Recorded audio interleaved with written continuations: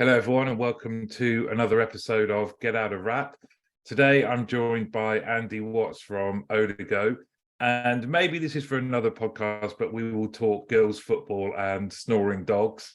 But Andy, we're going to stick to stuff about the contact center industry. Well, we'll see how we get on, but thanks very much for joining me. Absolute pleasure. Good to be here. Yeah, you too. And let's start with, I think you mentioned when we were talking before hitting record about how coming to Odigo was really through someone you know personally, but also this kind of attraction to technology. And it's often overlooked in our industry, but that's kind of how you got into this industry, isn't it?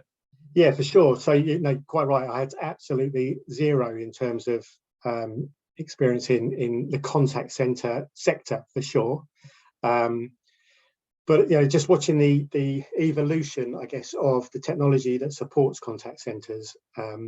I had a period in my career where I was looking at conversational AI, natural language, and obviously the explosion of that within the contact center in terms of omni-channel and the enhancement or increasing use of digital channels was really, really interesting to me, for sure. So I've got a kind of personal opinion that it's probably, I think, the most exciting area of CX, just because of that rapid adoption of digital channels and the opportunity that then I think gives organizations to do something different, right? And I think we're starting to really develop true high value interactions and high value or high perceived value customer experiences through the use of conversational AI. So yeah, there's my intro to this industry sector. I love it. And you mentioned there's something, and it would help me, and I'm sure lots of listeners, is there a distinction then between conversational AI and natural language? Well, you mentioned two as if they're separate terms. One really powers the other, I think. So it's terminology more than anything for me. I think, obviously, let's not lose sight of the AI bit. So natural language, I don't know if you've ever researched it or looked at how that's kind of built up, but essentially you have some phenomenally smart people that kind of sit between the world of development, so they're able to code and all that kind of stuff, but they're also absolute masters of language. So when you combine those two things in a single individual, you get brilliance, right? So these people can build kind of language libraries or language sets that use natural language. So all our terminology, all our throwaway slang, all those kind of things that we just take for granted in terms of the way that we speak, versus that old school kind of command and control type choppy language, on, off, up, down, left, right. It's not that anymore. This is proper dialogue interaction. So they call computational linguists, right? And they are just stratospherically bright and smart and insanely good at what they do. I think I've met people that have kind of become speakers in a foreign tongue in months. It's just unbelievable. It's mind-blowing. So that's the kind of natural language bit. That's the basis. And then I think you overplay that with platforms that people have built and developed around the kind of algorithms and business rules that kind of replicate AI. So those two combinations give you that conversational AI capability. And are both these things then, in your opinion, kind of was the precursor to this speech analytics, and this is the next generation, or do the two still run alongside each other? Yeah, so I think analytics is still happening, right? Because essentially what you're doing is you're taking speech and creating text. So that kind of TTS bit, text to speech and then speech to text back, absolutely still happens, because computer systems work in that kind of text language, right? So you need to have that kind of part of analytics happening, for sure. And I think there's a kind of then a sort of next stage to that, I guess, in terms of what do you do with that data once you've got it.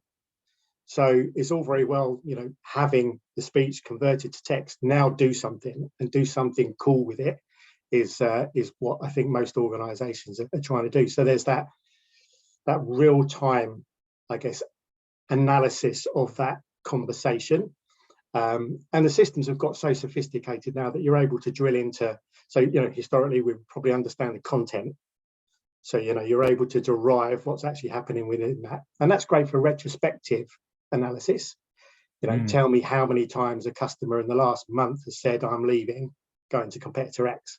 So that kind of bulk analytics can happen from that text to speech stuff. But real time, you need to start to interpret not only the content, but the context. So what's happening around that conversation. And now we're able to, analyze sentiment.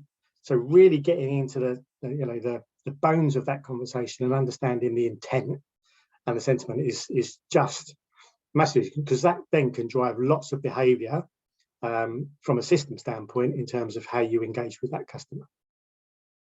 And you're basically saying then, if you bring in all of those things together, this then takes it from that retrospective analysis to in the moment live stuff. How does that then benefit your operations, your contact center in the moment? So I think there's a number of factors. So let's leave the contact center in terms of the physical contact center out for just a second. Think about that kind of customer interaction with, people use the term bots or whatever. I like that kind of. There was a period, wasn't there, where we were talking about virtual agents and things like that, kind of almost giving them a personality or giving them an identity, which I think is really quite cool. I'll talk about that in a minute, because I think that's an opportunity, I think, for organisations too, to start to create, more than bots. Virtual agents are a thing, particularly as you get more personalised.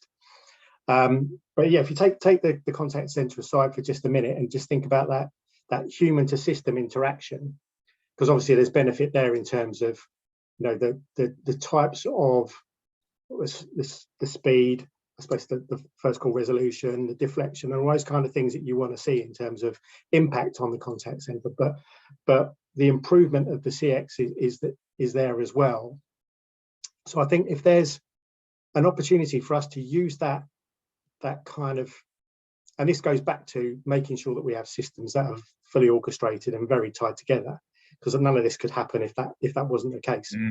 So if you imagine a customer calling in, talking to a virtual agent, and that virtual agent having almost or exactly the same access to the same systems that a real agent would have. We spent a lot of time and a lot of effort, as I've worked out in the last 12 months, building dashboards and building the single pane of glass, as people term it, for your agents to get access to all of that historical and real-time data on a customer as they're calling in, to be proactive and so on. Well, why shouldn't the virtual agent have access? So it can use the same facilities or the same data set that a real agent has access to.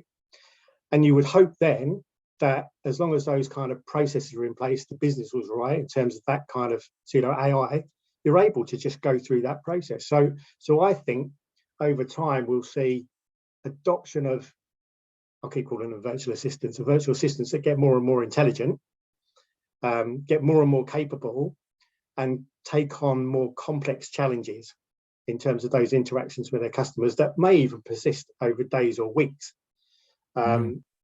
And the advantage of that, I think, is that you'll get a kind of common approach to that customer engagement. You'll get, I think, a kind of sense or a sentiment of continuity. It's probably nothing worse than me having an interaction with an agent, wanting to call back the next day, and it's somebody else. Or, that person's now off shift and somebody else is on shift, and you kind of lost that human touch. Well, you can replicate that in a virtual agent by having absolutely consistent voice, context, sentiment. And I think there's another untapped thought there. Actually, it's just entered my head. I do this on meander, right? I had a little this is a perfect platform for that. a couple of days ago. Yeah. So customer vulnerability, right? Big news, isn't it? Huge news. And people are really thinking about how they can better wrap their arms around their vulnerable customers, because it's important, not only from a customer retention point of view, but it's just a good thing to do from a customer to supplier relationship point of view. And if you want to really embody good customer service, good customer experience, you've got to be doing it. But we take that into the digital world, it's kind of tough. But I have an opinion that, and there shouldn't be any boundaries to this, right, in terms of our thinking around what we can do with virtual agents. But imagine a scenario where, I've got that backup data that says, I'm a financial services company, my customers in overdraft, they're missing payments, they've got outstanding credit, they could be in a vulnerable situation. At the point at which that customer makes a call in, would I want a virtual agent to be that happy, buzzy, hey Eddie, good morning, how you doing, kind of voice? Or would I want to create an environment that's softer, more comforting, more steady, more stable, just to bring them through that channel in a really sophisticated and caring way? So I think those are all the things that should be and could be possible with a virtual agent, I think, given the right data, real time, and the kind of analytics and AI that goes along with it. The combination of those factors. Did that make any sense at all? Yes, it did. And I want to take you back to something that I think definitely piqued, made me think, oh yeah, that's a really good point. Is this the concept of orchestration? So whether it is for when it gets through the CX journey to an agent, and we're saying human agents now are going to be dealing with more complex stuff, so you need to give them access to all the right data, and ideally in one system, so they're not having to operate, let's be honest, I think the average is about 5 different systems, so they're navigating across all of those. Something you said was getting that orchestration right, getting everything tied together is the best way of seeing what's the best that conversational AI and this type of technology can give. Because do you see that quite often then, that it's not fully orchestrated, it's not tied together, and then people might go, well, it's not done what I thought it would, because you don't yet, you haven't gone through that process of pulling everything together. Yeah. I mean, I think we've all experienced it, and fortunately for some of us, we've been on the kind of inside of the contact center as well, so seen it in real life. And I guess there's that time when we've called through to a contact center and the agent says, hey, sorry, my system's a bit slow. I'm just waiting for something to load. Well, actually, they're probably ferreting around in 5, as you say, 5 different systems, trying to find the right information, swivel chairing or screen swapping or whatever those terms that everybody uses. But it's a real problem for sure. I think it slows down the ability for the agent to engage the customer, because they're concentrating on other things. They're not in that conversation, are they? They're just, they're in sort of search mode. So I think that, the conversation could feel disjointed, could feel choppy. But there's also a kind of, I guess, not that I've come from that background, I've never been a contact center agent, as many of my colleagues have, because they've come through the industry. But there's a frustration there, I think, as well, in terms of, that agent's ability to deliver a good service, because everybody wants to be proud of the work they do, right? So there's an impact there too. So yeah, for sure, I think there is a legacy in a lot of the enterprise customers that I talk to around that problem of accessing data from multiple systems, presenting that in a usable way in a single environment in real time, proactively, because that's rather than constantly clicking around and searching, you want the systems to drive this stuff. So yeah, orchestration is all important, I think, and it's doable for sure. I imagine there's still a handful of organizations out there that will have some real legacy, mainframe, green screen, that kind of stuff, but that's not unsurmountable either. So there's ways and means at which you can access that data and dig it out, and benefit the lives of the customer as well as the agent. And it's nice. Sorry, go on. Carry on. It's nice that you sort of start with looking at this from a CX point of view before we then talk about the operational impact. But from a CX point of view, through the use of this technology, then you're better able to, and let's be honest, we're all customers, aren't we? And I think we all want, when we are making contact with companies, that they know who we are, that it's going to be, it's going to resolve whatever the query is that I'm calling for or chatting for, that it's going to be done as efficiently and as smoothly as possible, and that I get some confirmation, and I'm confident and trust that the action is going to take place. And it's through the deployment of this technology that you're seeing real gains in that world. Who, for the people that are doing it right, how do they do this thing where they map out the CX journey and then go, right, here's how we're going to deploy the technology? Where do you start? So yeah, so customer journey mapping has got to be the kind of the baseline. That's where you start. And I think, you know, organizations need to understand their customers as well. So, you know, there's nothing to say you couldn't take a subset of your customers and actually talk to them. Yeah, what do you enjoy, what don't you enjoy, and actually think about marrying those two things together in terms of the way in which you're going to engage with them in the future. But there, you know, there is a steady drive towards digital channels as we all change as individuals and our uses of these kind of things, right? So, you know, we've all got our mobile phones in our hands. My kids are like that, you know. So Yeah. They wouldn't think about, I'm sure, picking up the phone and speaking to somebody. My God, that'd just be weird, I'm sure, for them, right? But I think as you get more sophisticated in your ability to deliver those, you know, exceptional interactions with your customers via a digital channel, whether that's a virtual agent or not, you're going to absolutely step change your, I think, differentiation in the market, because people will recognize that as being a good service. So I think those organizations that adopt this type of technology, think about conversational AI and how it can be deployed, will absolutely stand out in their sectors for sure. I think it's going to be a key differentiator in the market, because, you know, you're improving the service that you're providing, you're understanding those journeys in detail, potentially increasing loyalty, because most organizations just kind of want to do three things, don't they? They want to retain the customer they've got, want to attract new customers in, and then maximize what they get from those customers while they've got them, right? So upsell, cross-sell opportunities. So those kind of things can all be delivered through an automated engagement for sure. So yeah, I think it should be a big differentiator. And going back to that point I kind of hinted at in terms of giving, I think, your virtual agents a personality, I think also goes down the road of kind of improve, they can become brand ambassadors, right?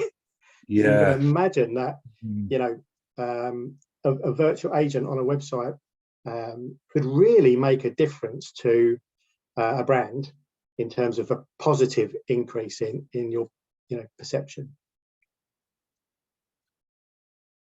And that, I mean, really, I was lucky enough to work with a team. This is going back years, I must admit, who designed and built one of the first virtual agents I'd seen on a website, which was, some of the guys watching this will probably laugh, Ask Anna, which was the IKEA website. And they went down the road. It was almost like a pilot, really, trial.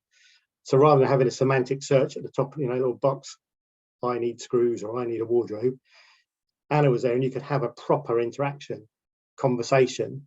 And the hit rate was phenomenal, actually. So the ability to identify the right products, surface those products, service associated products in terms of a potential upsell cross-sell was really quite successful.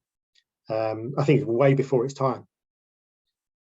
So yeah, I think that there is an opportunity, and of course it's going to be down to the organisation and their own kind of go-to-market strategy. It won't suit all of them for sure, but I think many, you know, there's some advantages to doing it. And they can do it based on analysis of the data of how their customers interact. So it's not that you're going, right, well, what's the voice of this virtual assistant going to be? How should we pitch it? You're going to be basing it on, you'd like to think, a lot of data. Yeah. I mean, I think people use the term hyper-personalisation. I guess there's all different interpretations of what that may or may not mean to you. But for me, it's almost predictive and contextual interaction on a one-to-one. So if I only had one customer, I could be pretty personalised, right? So that would suggest that it's just a numbers game. So the problem is size and scale versus our ability to interact on a one-to-one basis. So what we need to do, I guess, is just distill that down, that says, okay, what are those things that we can do outside of having the constraints of real people? Because we can't have 2 million people sitting in a contact centre. Wouldn't be cost effective, but we could definitely deliver the one-to-one service for our banking customers. Funny enough, I've got 2 million of them. So how do we do that? And I think that the emergence, or the extension of this type of technology will give organizations the opportunity to really start to hyper-personalize, or even to extend that, by saying, I've got precise alignment to that customer. So we could have different voiced agents, virtual agents per customer, just because we know their likes and dislikes and their current situation. I think a 17-year-old, 18-year-old opening a new account that's all online and all digital would probably want to engage with a virtual assistant that had a totally different tone and appearance than probably me, who's been a regular customer for 30+ years and still wanders into a branch every now and again. But I just for old time's sake. Exactly. So there's the impact on customer experience, and then the deployment of this technology and the impact on enabling the human team members to take better actions. How have you seen that work? So again, I think that's about being able to give that real agent the best opportunity to deliver phenomenal CX to that customer. And what does that boil down to? Where it boils down to is making sure that at the point at which they start that interaction, physical interaction with a human to human, everything's there for them. So me as a customer feel like you're mine. You've done all your homework, you've done all you know exactly what I'm here for, and you're ready to help me. And from an agent standpoint, everything's there to enable that agent to have the best chance of taking that conversation forward to a successful conclusion. And I think that kind of filtration up front, where we're able to have that customer self-service possible, and if not, close that call out with, as you rightly say, that kind of closed loop says, I've taken the action, I'm going to send you email confirmation, I can't do what you need me to do today, do you want me to pass it on to an agent, confirm that back to you, and close the call, no email, or do you want me to pass you on to an agent right now? We're all busy people, maybe I don't want to sit in another queue, or I don't want to hang on for an agent. I think there's that opportunity to do that filtration really cleanly, and then if it is an inbound call, make sure that agent's 100% aware of what's happening. And then when it gets to the agent, is this where next best action comes into play? Yeah, that's quite interesting, I think, because we hear a lot about that. But I think next best action really is the analysis of that conversation, the interpretation of that conversation, typically then sourcing of data from knowledge bases. So you'll have some organizations have knowledge management systems, others back-end systems just with all data, and then you're surfacing that data as a next best action for your agent. That's a brilliant initiative, right? Because, you know, and symptomatic of the problems within contact centers, you know, it's a high churn typically, attrition's a problem. So you've got constantly new joiners who are at different levels of understanding, different levels of experience. So next best action is really important to be able to guide them and advise them as to what best to do.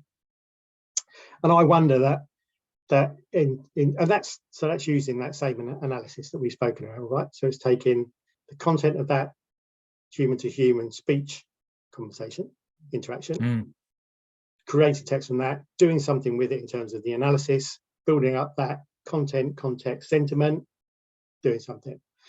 You know, we have, you know, we have kind of little rev counters that's kind of giving the sentiment of that call from green to red, so you know that it's drifting into a negative situation. Maybe your next action could be something different than it would be if it was in green, because you're trying to, you know, overcome some challenges or some potential problems. But I wonder in time, would we get to a point that we're offering our customers a kind of virtual agent, a digital assistant? Maybe we could do the same for the agents too, right? So you have for want of a better term, like a Siri for every agent who's constantly looking at what they're doing and helping them. And that may come down to, you know, next best action, proactively finding information where they seem to continually have deficiencies in their own knowledge. So starting to proactively feed them data and information. To, I think, you know, as nice as it might be, you know, some contact centers are in pretty challenging environments, right? So you'll have agents that are taking very, very challenging calls where they have an impact, right? And if those individuals are sitting in a contact center, maybe a team leader can put an arm around somebody and say, hey, that was a really tough call. Go and get a coffee or something.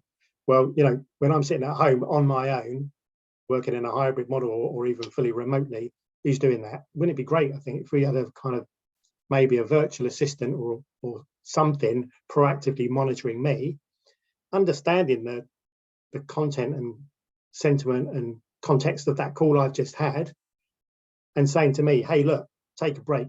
That was tough.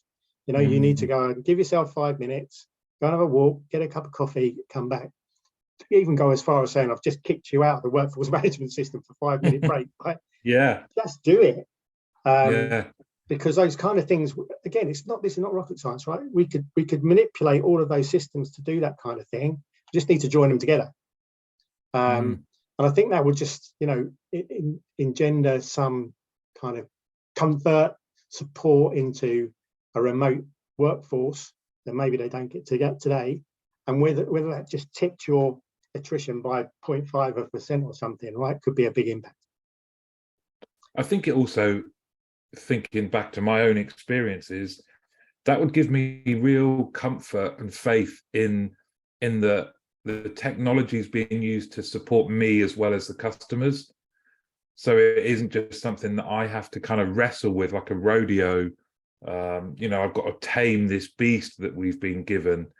This would be something that is there to help me in more ways than one. And especially, I remember back in the day, there was always this kind of desire to chase, or desire to limit the training time you gave people, because you could just plug people in and the systems would help them. And invariably at the time, I'm talking many years ago, but at the time, it wasn't there. The technology wasn't there to be able to enable you to do that. But now with conversational AI, all this, the access to how we have data, sentiment, you should be able then to take all of that, support team members in the moment, but also use it to develop better knowledge systems, better inductions, better training based on real life kind of examples at a big sort of data level.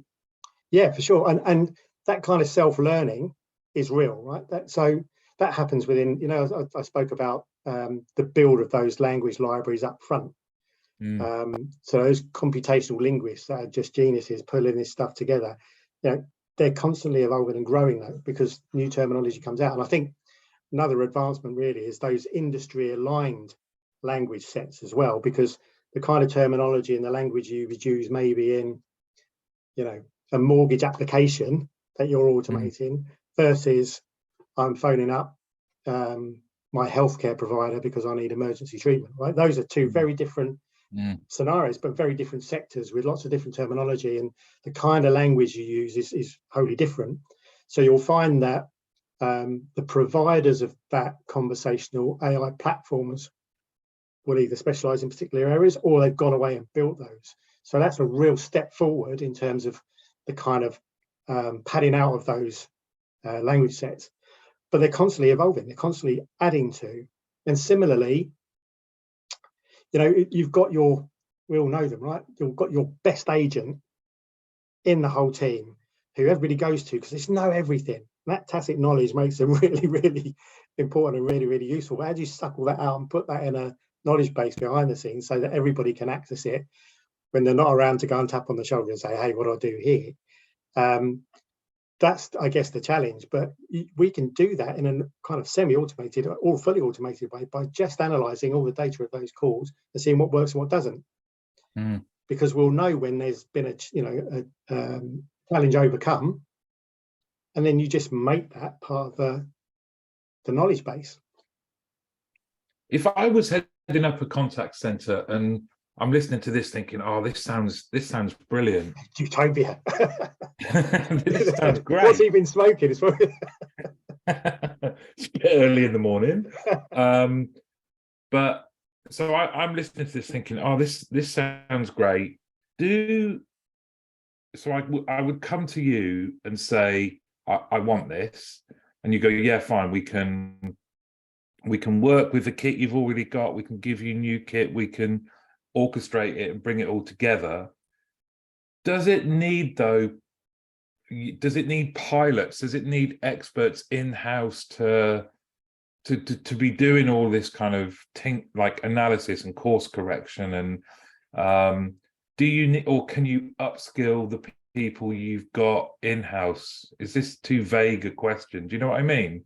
Yeah, I think so. So are you sort of saying, can you learn from the people that you have within the contact center to kind of grow these systems out, or do you need systems administrators to go away and do this kind of offline? I think it's a bit of both, really. So the build, you definitely want some champions who live and breathe that contact center, understand those customer journeys, understand those challenges, understand the constraints of the systems that exist today, the kind of 2B picture, so that when you're, the as-is picture, so when you're planning the 2B picture, you're able to really understand those current limitations and so on. And that's from an operational standpoint, let alone a kind of technology standpoint. That's when you're into the IT teams, and you're tapping their brains to say, how open are these systems? How do you interact with them? How do you interoperate with them, and so on? So yeah, but this is, again, this is not something that's new. Big SI companies have been doing for years, so they're experts in getting two different disparate systems to communicate by one mechanism or another, and that's kind of quite commonplace. So I think that the important bit is that operational understanding, and then I think as you go forward, you would hope your system has enough intelligence within it to at least flag and call out those interactions where there's been something new, or something that was a challenge. And whether that's an agent flagging that or whether the system's flagging that, then that needs to get siphoned off and managed into a knowledge base correctly. Now, like kind of tags and things like that, so you know when to reuse it and so on. Now, this sort of time. No, go on. Yeah, it's not unsurmountable. This isn't. In the distant future, this kind of real world. In this sort of time of year, naturally makes you think about the forthcoming year, the year ahead. And from your position, then, And it's obvious that you love this sort of stuff. But when you look ahead to what's coming next year, maybe the year after, what part of it excites you the most?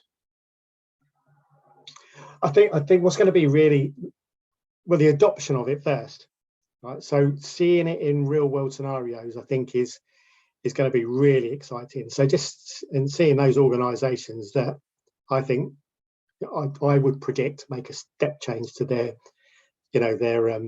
visibility in the sector by adopting these kind of next generation technologies, if that's even a thing, because they're kind of real world now, right? But they are evolving, and at speed, the capabilities and the ability to deliver real quality CX in complex situations is really advancing. So I think what's going to be really exciting for me is to see it deployed, see it live, and see it working, and see who those challenger organisations are that are out there promoting it, and being able to interact with it and engage with it. But I would love to have more conversations about it. So I'm lucky enough to view a number of forums where these kind of things are debated and discussed. I've been to a few events where you sit down with people that just get this whole kind of conversational AI world, and can see those areas, those kind of niche areas where it will make a massive change to people's lives for sure. And that's not only the simple stuff around just improving a customer's journey into you. So rather than that, press 1 for this, press 2 for that, let's have a proper conversation. What are you trying to do? What do you want to do? Sorry, I didn't hear that. Can you repeat yourself? let's do something that's actually got some meat on its bones and does a job. But yeah, I just think that whole kind of improvement is gonna excite me for sure. Just seeing it evolve and happen, and be part of it. And you mentioned earlier just how you can envisage a time, or it is a time right now, where companies can differentiate themselves and get a leap on their competitors, but also how they're perceived by customers, by the adoption and real focus on this area. And I think there's untold reports and surveys, isn't there, that says right now, if you want to secure your future and deliver excellence, it's through focusing on your CX. Yeah, and I think it's it's just more choice. Consumer demand will dictate the way in which we operate and the channels that we offer to them. And if our customers are saying, I want to interact with you digitally, we really want to make that exceptional. It can't be the norm. It can't be clunky and difficult. It has to just be seamless. It has to feel one-to-one. It has to feel simple, intuitive. It has to feel digital. So I think those organizations that take that kind of mindset and really open up, I guess, really kind of digital channels that incorporate this type of technology as an option for their customers, with all of those kind of added value elements that you would get from a human to human interaction as best as you can. So understanding that, the customer, thinking about things like inclusivity, thinking about things like where that customer is on their journey with you, understanding their kind of needs, being empathetic. It's all those kind of human traits that we've got to kind of build it to make it work, and not feel like it's something different and something, what's the word I'm looking for? It's something that's just not natural. And we're talking natural language, aren't we? So yeah, that's kind of important. And these, excuse me, these systems you can pick up cultural intelligence as well, right? You mentioned inclusivity and the wide demographics of customers that we deal with. The technology's there that is kind of sensitive to that. Yeah, absolutely. I think, whether a customer has made preferences already that we're able to access and understand and play back. But if not, we need to be almost that aware of the potential for someone not feeling included, right? So it's being able to create a virtual interaction the same way as you would do a human to human interaction, in terms of just having that level of awareness until you've understood that customer's own preferences. I guess if I'm still wearing my hat of heading up a contact center or being responsible for the CX element, and we don't have this in place, is the fact that it's not on-premises technology mean that it's not as prohibitive as maybe it was perceived to be from a cost point of view? Yes, I I think there's a marketplace now within cloud contact center that has leveled a kind of commercial landscape that would suggest to me that if an organization is still running legacy systems on-prem, then the missed opportunity plus the cost of those systems far outweighs the cost of change. So there is absolute business benefit, hard pound notes, in moving to the cloud and adopting new technologies, for sure. Because the cost of legacy systems in terms of maintenance and cost to change, to adapt, to reconfigure, to bolt on, it's all hard and difficult. That kind of legacy overhead is significant. I think when you tally the numbers together, it could be quite telling, really, for some organisations as to what the true cost is to them in terms of total cost of ownership, or however you want to phrase it, of those older on-prem systems, and the advantages of moving to the cloud are real. And you'll find that modern cloud native applications typically are very open. They're very connectable. So organizations are able then to make really sensible choices around best of breed. Because I think, I work for an organization that sells CCAS, right? So you think I want to put my arms around everything, but that's absolutely not the case. There are scenarios, and there are many, where you want to build an ecosystem of technology that absolutely aligns to your business requirements versus a one size fits all.